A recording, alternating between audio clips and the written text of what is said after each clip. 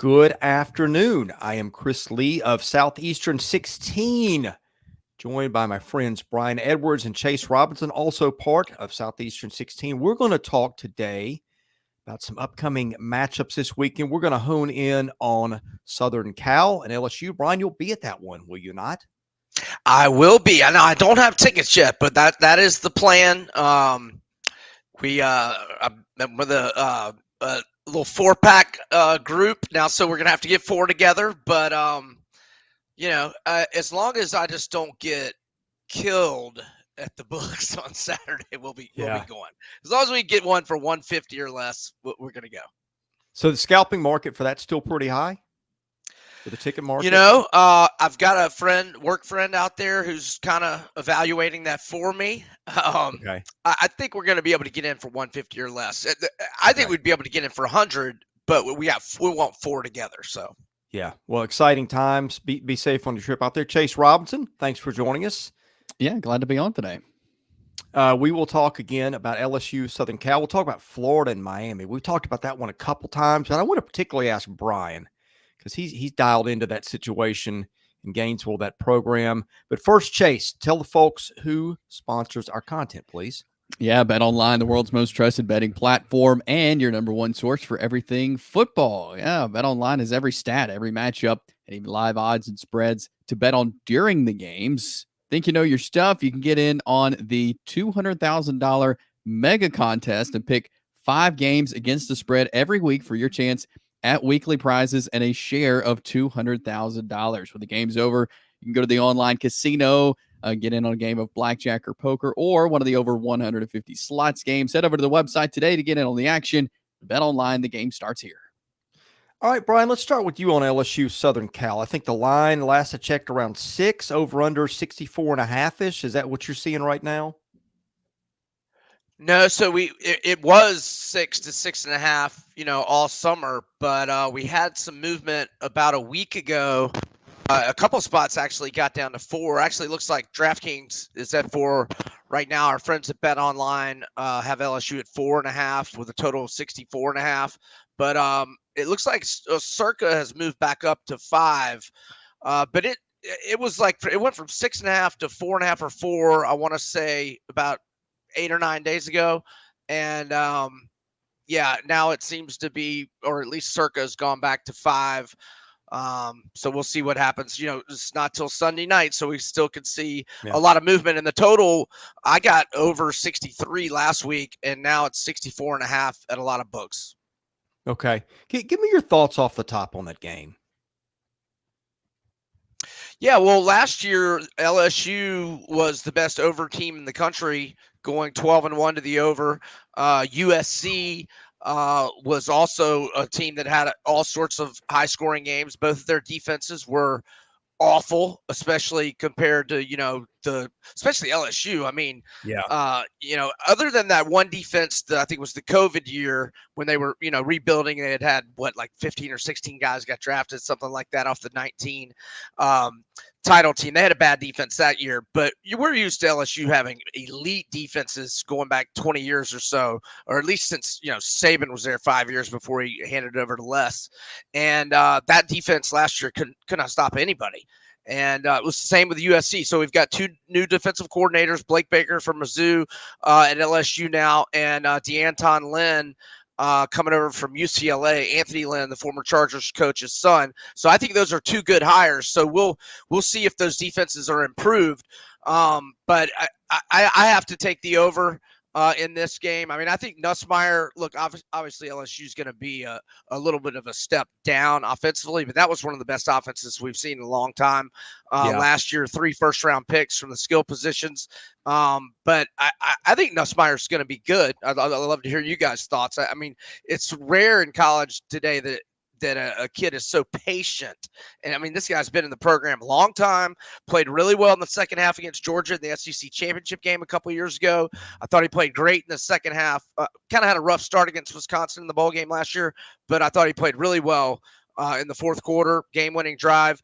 So yeah, there's a few of my thoughts. Chase, I know I asked you in our football show, which we recorded today.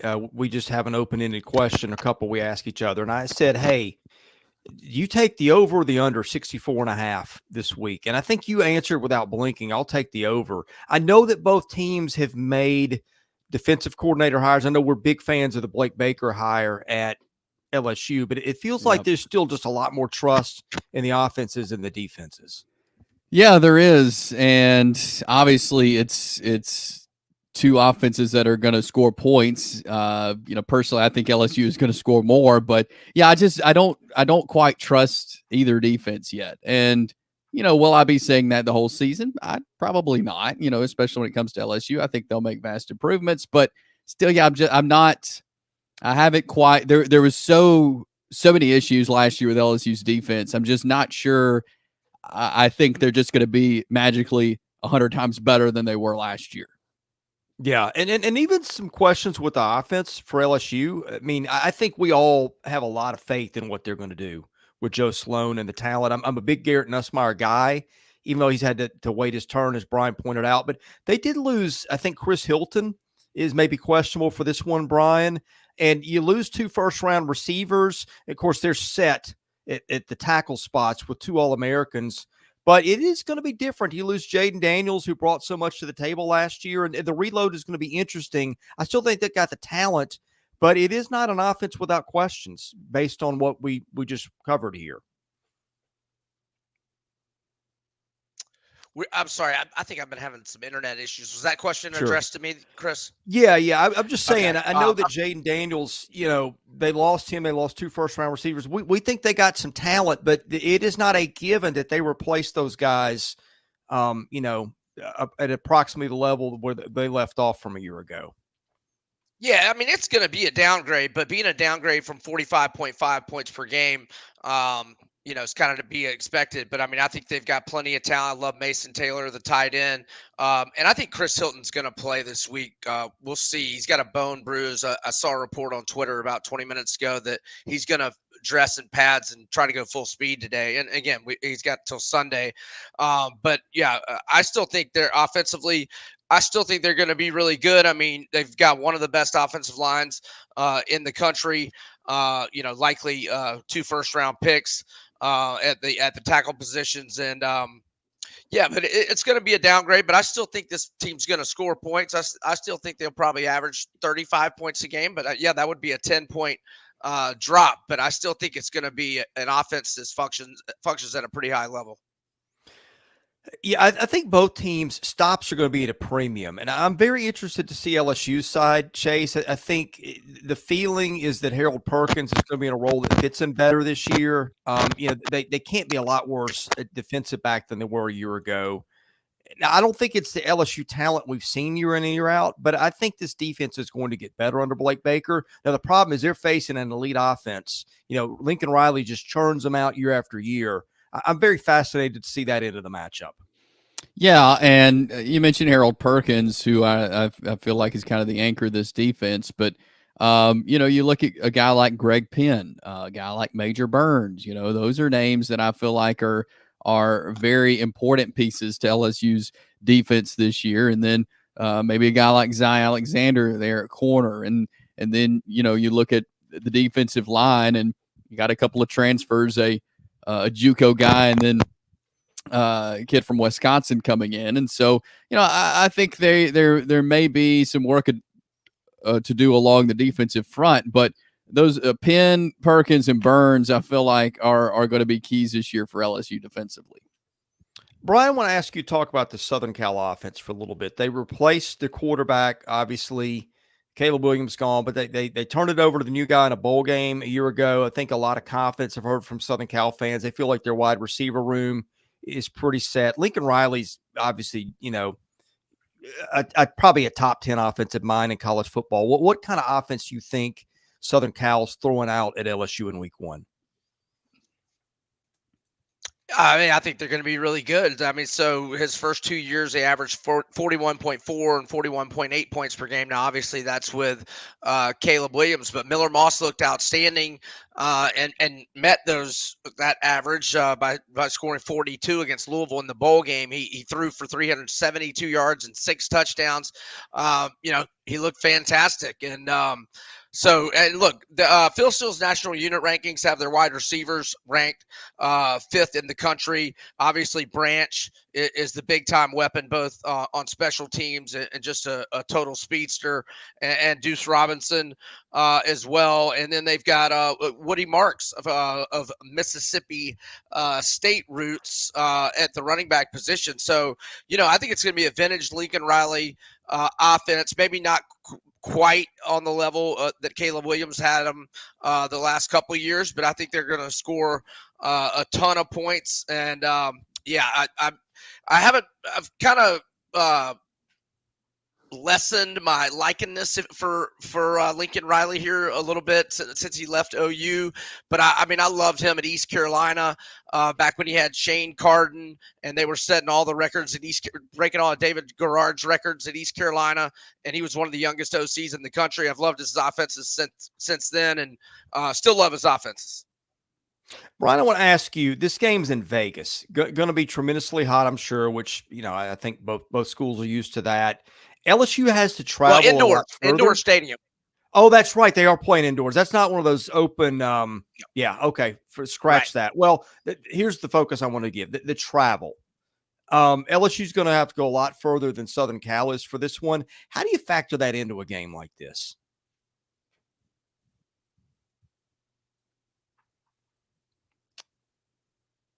I may have lost Brian. Either that or he's on a delay. Brian, can you hear me?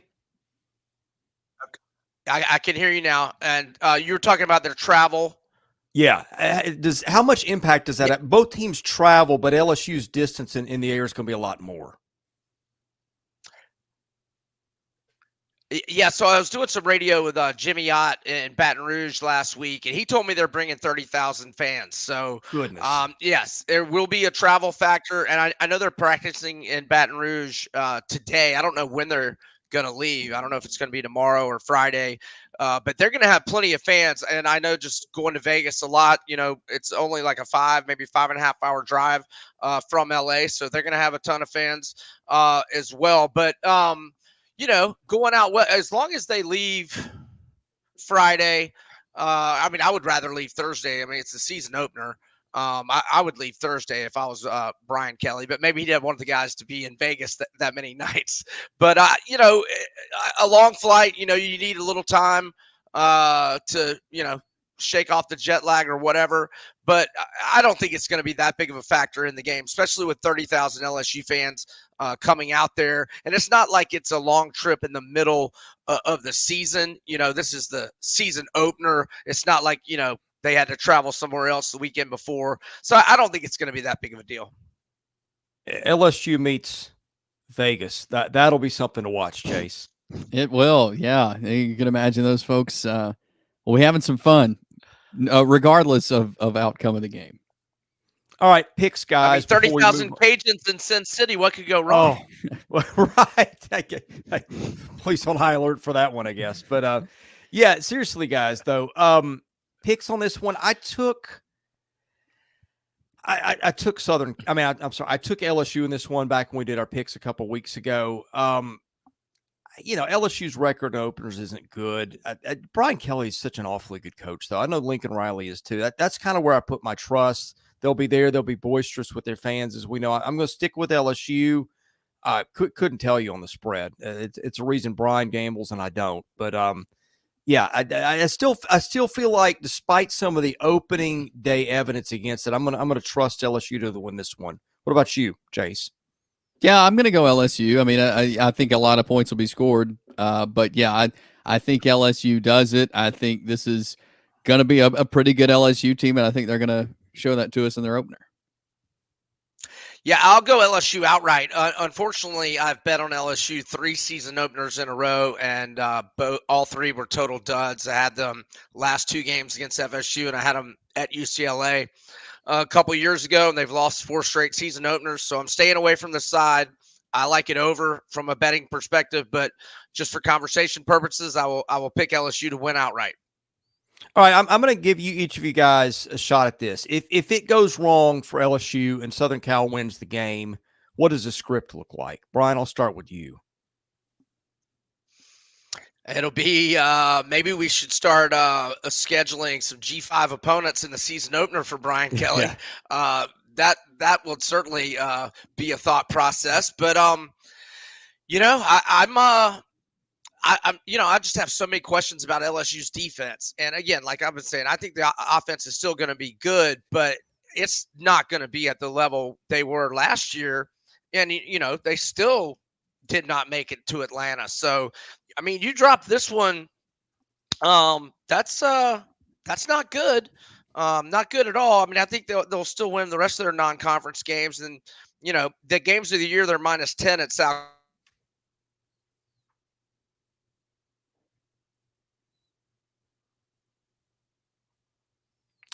Chase, I think we lost Brian there. He's frozen on our screen. If it goes wrong for LSU, what will have happened? Well, kind of like what Brian was saying, there's going to be way more concern on the defense than we have right now going into the season. And like I said, it may take some time to see a difference on defense. These guys got to gel. There's different personnel. There's a different coordinator and everything on the defensive side of the ball. So yeah, if they lose this game, I mean, I think that shows that maybe they didn't make all the changes they needed to on defense. And they need to fix some things. So I think that will be the main issue. I think, again, offensively there may be issues, but I think their offense is still in good shape. Yeah, they don't have Jayden Daniels, and they won't have probably the production they had from him last year, but I feel like they have the skill guys, the quarterback, to get it done. And so yeah, I think the issue will be defense if they do drop this game. Yeah, I'm thinking third downs will be a big thing because last year you had Jayden Daniels. No third down is ever safe. It could be 3rd and 18 if you got Jayden Daniels and he can convert one way or the other. Garrett Nussmeier, I think, a fine quarterback, but not the runner he was. That's one thing I'll kind of be watching. And this one is LSU able to pick up third downs? And I don't know what the stats were last year, but I'm guessing they were tremendous with Jayden Daniels. It's just going to be a different look offense. And, oh, by the way, you don't have 2 first-round NFL receivers, although Kyron Lacey's plenty good, and they got some other guys too to draw some attention away from the guy in the pocket and that threat. So that's kind of my take on it. I think if it goes wrong for LSU, it'll probably not getting stops on third down and maybe not converting them when it's their turn to convert. But, Brian, let's talk Florida and Miami for a minute. This is a huge game. I think the trust factor with both coaches isn't entirely there. This is one of those you want to win, but you really don't want to lose this one if you're either team.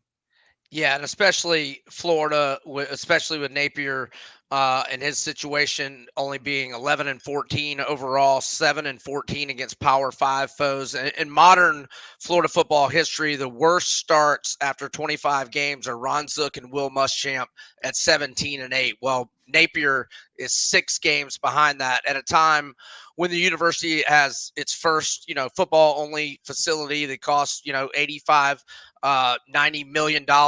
They have more money they've invested in the number of the staff salaries, just et cetera, et cetera. And with the portal and at a time when you can turn it around fast. So there's no excuses for Billy Napier. And I don't want to hear about the schedule either because, this schedule, when Florida is right, I don't think is that difficult, but we're not right. So we'll see how it goes. But look, I'm down on Napier. I'm pretty down on Florida overall, but I kind of like them here in this spot. It's not a big opinion by any means, but look, I mean, Miami's had their own struggles as well. And when they've been favored under Cristobal, they're 4-10 against the spread. And 2 of those covers, one was at Temple and the other one was at Bethune-Cookman at home. And in 10 road games, regardless of whether they've been favored or underdog, Miami's 5-5 straight up, 4-6 against the spread. And I will give Napier credit. He is a good underdog coach, at least by the numbers. He's gone 8-6 as a dog against the spread, that is, not outright, at Florida, which improves his record as an underdog for his career to 20-10-1 against the spread in 31 games like that. And look, the fan base is down on Napier, but there's a zero in the loss column going into this Saturday, and it's an arch rival. So I think the Swamp will be wild. I know Cam Ward has played in the Pac-12, but he hasn't played an environment like the Swamp. I think it'll be raucous on Saturday, and I think it will have an impact on the game. Again, small opinion for me betting-wise, but I'm taking the Gators. I feel like the it being in Gainesville at the Swamp has to be an advantage for Florida in this one. Like, yeah, and Brian alluded to, just Miami's had issues too. I mean, it's not just Florida who we're talking about is a team full of issues. No, Miami has had their own set, and so I feel like this is one of those games that the winner, it may not project that you're going to have a great season. The winner of this game, honestly, now Miami, I feel like could win this game. Even if they don't win this game, I think they still could have a good season, just the way the ACC is. But I feel like the winner of this game can get a little momentum, especially if Florida was able to win at home in this one. I feel like that could help them the next 3 or 4 games. Well, we mentioned quarterbacks. Cam Ward, maybe the top guy in the transfer portal now at Miami, coming from Washington State. And we got Graham Mertz on the other hand, who I think is, you could argue, the most underrated player in the league. Very different guys. Brian, who we trust to win a game like this more? And then Chase, I'll let you answer the same question. Yeah, I give the quarterback advantage to Florida, especially if you take into account Lagway and whatever role they may have for him, whether it's a short yardage type of package with him running the ball. Maybe Napier tries to use him like Oscar, or I call him Oscar Meyer, Urban Meyer, how he did with Chris Leak and Tebow's freshman year. So yeah, I give the quarterback advantage to Florida. I like how I thought Mertz, he wildly exceeded my expectations last year. And then, you got the number 1 high school quarterback in the country behind him. And even at third string, you got a guy in Millen who started a bunch of games at Colorado State in the Mountain West. So I give the QB advantage to Florida. I certainly agree with that. I mean, all the talk about Billy Napier, about where Florida's going, and the season ahead, the schedule, whatever it is, like, regardless of that, they have a good quarterback in Graham Mertz. Like, I think is going to help them win games this year. He's a good player. It's just not a good situation that's around him, I feel like, and the way the Florida program is right now. But I don't think that takes anything away from Graham Mertz and the quarterback that he is. Yeah, you mentioned Clay Millen, the transfer from Florida State. I don't think he plays into this game probably at all. If he does, it's probably trouble for Florida. He had an interesting career. I don't know if he fell out of favor with, I think Jay Norvell's the coach there. But he had a really good season in 22, threw for almost 2,000 yards, and they did almost nothing. I think got benched in the opener last year. He's the third at Florida. But, Brian, I want to ask you about DJ Lagway, the backup. Do we see particular packages for him in the opener? I'm thinking we will. Now, the score may dictate yay or nay on that, but I would think that maybe not necessarily a series, but in the first half, but maybe a first or second goal situation where he comes in out of the shotgun and runs a read option, or just a straight quarterback sweep or what have you. I think we will see him in little brief segments. I mean, I would personally, especially if Florida were to get out to a lead of let's say a 10-0 or something, maybe give him an entire series at some point early, mid-second quarter. We shall see. But I think we will definitely see him take the field at some point. I want to ask you guys each. I'll go Chase, Brian, and me. Concerns for Florida in this one. Anything that just pops off the screen is a place where maybe Miami could have a substantial edge. I feel like again, we know Florida has a good quarterback in Graham Mertz. I'm interested what the run game is going to look like. Are they going to be able to get that established early in the game? You've got Eugene Wilson. What's the rest of the receiver room look like? I guess a lot of maybe some offensive questions as far as skill guys to go around Graham Mertz. What is Miami going to do to defend that? Are they going to put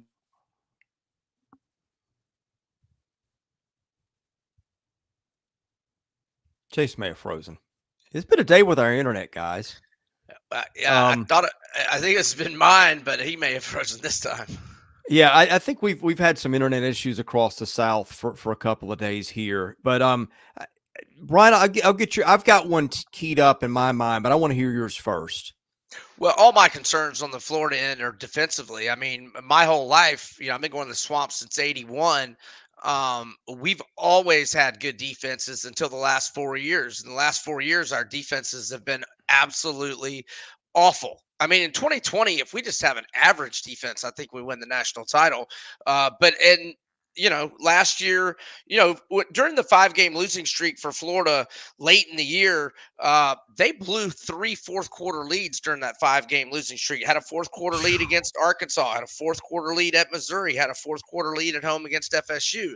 So all my questions and concerns for Florida are on the defensive side of the ball. Now, they've added some transfers that they think are going to help. Pup Howard at linebacker from South Carolina, Asa Turner, veteran safety from Washington, and they got Joey Slackman, a 4-star transfer from the Ivy League. So we'll see. Until I see it, my concerns for Florida are on the defensive side of the ball. Yeah, my concern is on defense too, Brian. And here's the thing. I think Miami allowed 15 sacks a year ago. Now, look, some of this is mitigated by the fact Cam Ward is not Jayden Daniels. I think his career average per rush is under a yard per carry. But I don't see a pass rush threat, an obvious one on that side of the ball. I think that the Slackman kid, maybe if we're calling him Joey Sackman by the end of the year, things are going well for them. But I think he had 4 sacks last year. Chase said his internet's down, so he's probably done.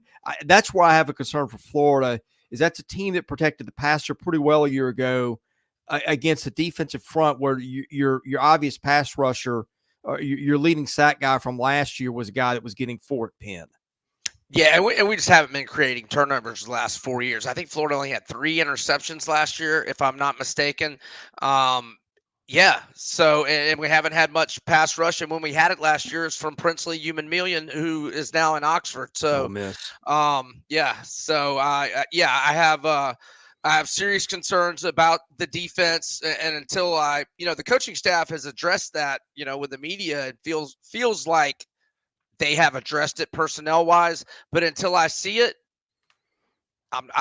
you got to make me a believer with showing it to me. So we'll see. Yeah, one other concern that Chase brought up, I think, is playmakers beyond Eugene Wilson III.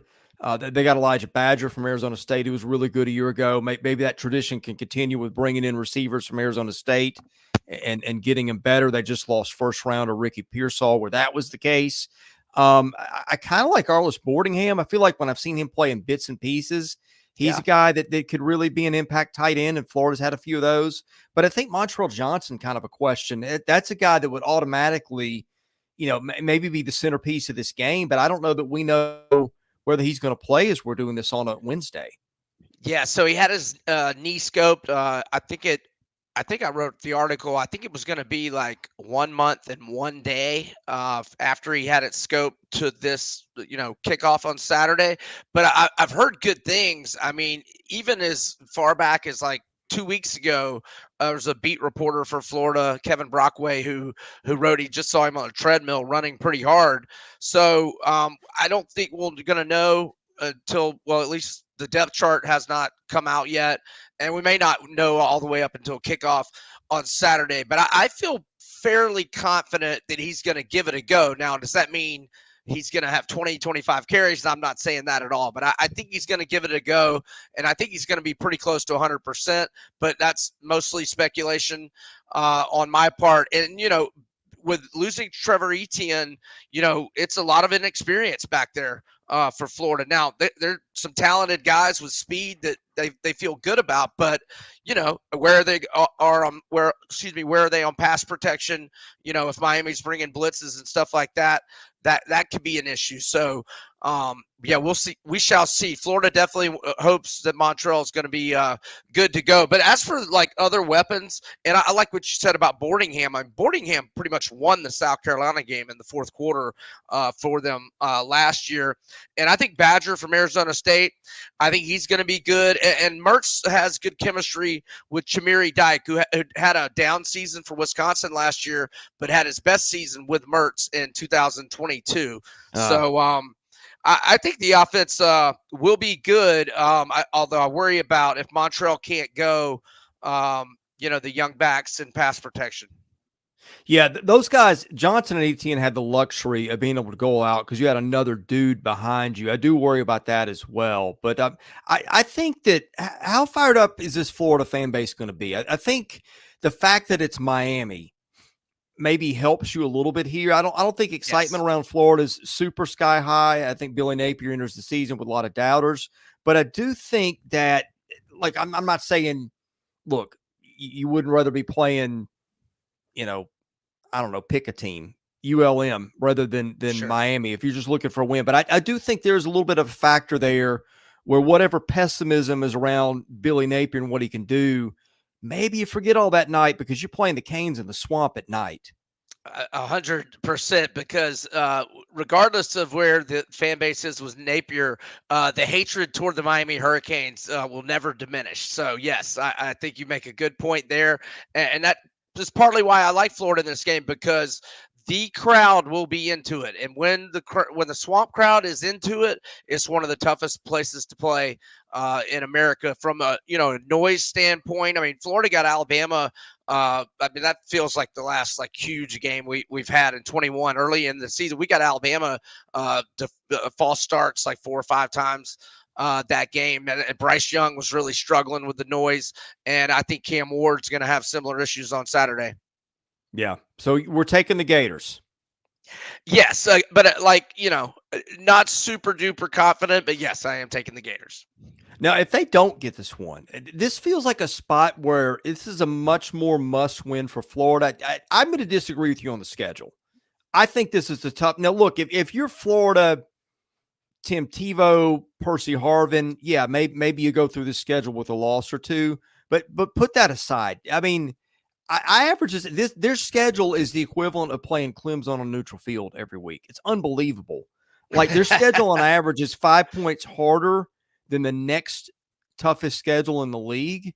I think you've underplayed that a little bit. Now, look, I think the correct take is if it doesn't go the way that Florida fans want it to go, they won't care about any of that. But here's my point. I see that you better win this game right now. I think that the computer models have Miami. It's about a 0.5-point favorite. And I think the bookies have got it closer to 2.5. Mm-hmm. Miami got a lot of steam in the offseason. Phil Steele's got him, I think, in his preseason top 10. This is a team that could win the ACC, play for the playoff. But look, if Miami doesn't win this game, they can still waltz through the ACC. Maybe not waltz, but they can still win the ACC, make the playoffs. If Florida doesn't win this game, I don't know what the path to feeling good is, realistically. Right. I mean, look, if Florida loses to A&M at home, yeah. I mean, you're not sure if Napier is going to make it to Halloween and to Jacksonville if he loses this one and A&M. Now, if he were to lose this one and then you sweep these next 3 and you're 3-1 going into the open date, and then you beat UCF to get to 4-1, and as long as you don't get blown out at Tennessee, and look, Florida, I mean, Florida's 17-2 against Tennessee in the last 19 years. So, a lot of us Gator fans call Neyland Swamp North. So we don't expect to lose at Tennessee in general. So, but I mean, look, if Florida loses this one, I mean, he's got to get hot fast. I mean, and undoubtedly beat A&M, or I don't know that he'll make it to Halloween. We'll see. Do you have lines for any of their games beyond Miami? I've got a model where I put it together what I think it's going to be. All right, computer's showing me they're going to be about a 38-point favorite against Stanford in week 2. What have you got? Okay, so there's no line for the Samford game. I'll just show you the lines that DraftKings and certain books have placed games of the year lines. So DraftKings has Texas A&M as a 4-point favorite at Florida. That's exactly what I've got. Yeah. Okay. No line for Mississippi State. Now I did see Florida -6 against UCF. I think it was circa. What do you got that one at? Florida's a The 6-point model favorite. I've got, and mine is put together with 5 computers, SP Plus, FPI, Sagarin. I've got Florida's about 7.5 in that one favorite. 7.5-point favorite to UCF. Okay, at No, Tennessee. the Mississippi State. I'm sorry, to Mississippi State. Oh, UCF. okay. I've got I'm sorry. Florida. Yeah. They don't. I haven't seen a line on that one. Okay. I would probably make Florida a little more than a touchdown. Just me personally, I would probably 7.5, 8 probably sounds right. And on that's one. in Starkville, so that holds Right, it down. exactly. I've got them about 5 over UCF. Okay, so Circa the book put a line on that one. It was Florida -6 against UCF. Okay. And Tennessee, then I've got Florida about a 9.5-point dog there. yeah, so I've seen it anywhere. Multiple books have lines on this game. I've seen it anywhere from Tennessee a 9-point favorite to all the way up to 11.5. But I've seen it like 3 or 4 different books. So Yeah. yeah, right around there. Anything else you've got? I'll tell you what I've got. Okay, so I've seen the Georgia game anywhere from 22 to 24-point underdog for Florida. Yeah, that's 21 is what I have. 21.5. Okay. At Texas, I've seen them an 18-point underdog. 18.5 is what I have. Okay. And then I've seen LSU at home a 6-point underdog. 7's what I have. Okay. And Ole Miss. This model's pretty good, apparently. Yeah, no, you're right on it, man. Ole Miss 5.5-point underdog. This has got 7. Yeah, I would kind of agree with the 7 because not only Ole Miss has got 2 weeks to prepare there, whereas Florida is 4th game in a row against the top 12 to 15 team. And then at FSU, I've seen it 10 or 11, but that was before FSU's dud last week. So what do you have? FSU I had 10 there, and that's before adjusting for the Tech game. Right. Okay. So yeah. No, your model is right on top of it, man. What did you have on Kentucky? So I had not seen a line from any of the books. So just me in my mind, I think I would make Florida a 2 to 3-point favorite at home to Kentucky. This has 3.5. Okay. So you're looking at they are. First. Go ahead. I'm sorry, I didn't mean to cut you off. I was going to say what you've got here. The model I've got. He's got Florida and underdog 1, 2, 3, 4, 5, 6, 7 times. No, 8. Excuse me. Yeah, 8. And then So potentially against Kentucky, depending on where both teams are injury wise. Yeah. So I mean that's tough. 8 underdog spots and 4 double digit. If FSU and Tennessee are double digits, because Texas and Georgia are going to be double digits. So yeah. If you want to go optimistic, I could argue they're only going to be double-digit favorites or underdogs twice. Georgia and Texas, that's the way it's going to be. Georgia neutral, Texas there. But I could argue, because we know the history of that Tennessee series. That's going to be in the back of somebody's mind. Now, do I think Tennessee's got a better team? Yeah. But I've gone in that game so many times where Tennessee had the better team, and we know it turned out another way. And the Florida State one's the other one. I just think that they look so bad. In Ireland, couldn't throw the ball. That's one where I question the model a little bit. I bet you money that's come down under 10 since then. Oh yeah. In fact, after this, I'll check and see if that line is still up. And if it's still up, I would assume it has been moved for sure. Because FSU couldn't run the ball. I think they had 3.2 yards per carry average. Georgia Tech did not have a good defense last year. So FSU comes out of that game with a lot of concerns. Yeah. Parting thoughts before we end today, Brian. So I think we talked about it on Monday. I love Georgia and I love Virginia Tech from a betting perspective. And closing thought is just, man, we got a full menu of games this weekend. Really, what am I talking about? Starting tomorrow. We got games and we got games Friday, so it's going to be fun. And I appreciate you having me on here a couple times this week. I've enjoyed it. Yeah, we're going to do this plenty more. Next week, we'll have actual football to talk. Friday morning, we'll have actual football to talk about if we want to go live. But, Brian, I've enjoyed it. You're a wealth of knowledge, and just appreciate having you on here. Thank you. And sorry for the internet issues earlier in the show. I think it sorted itself out, though, later in the show. Yeah, I think you're not alone in that one. But anyway, if you watched this and you liked it, hit the like button, hit the subscribe button. Those things help us out. Next time you're at, leave a super chat. That helps us out too. Tell a friend.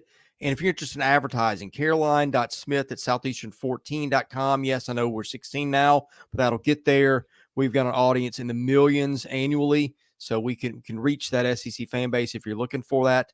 For Brian Edwards, I'm Chris Lee. We are Southeastern 16, presented by Bet Online.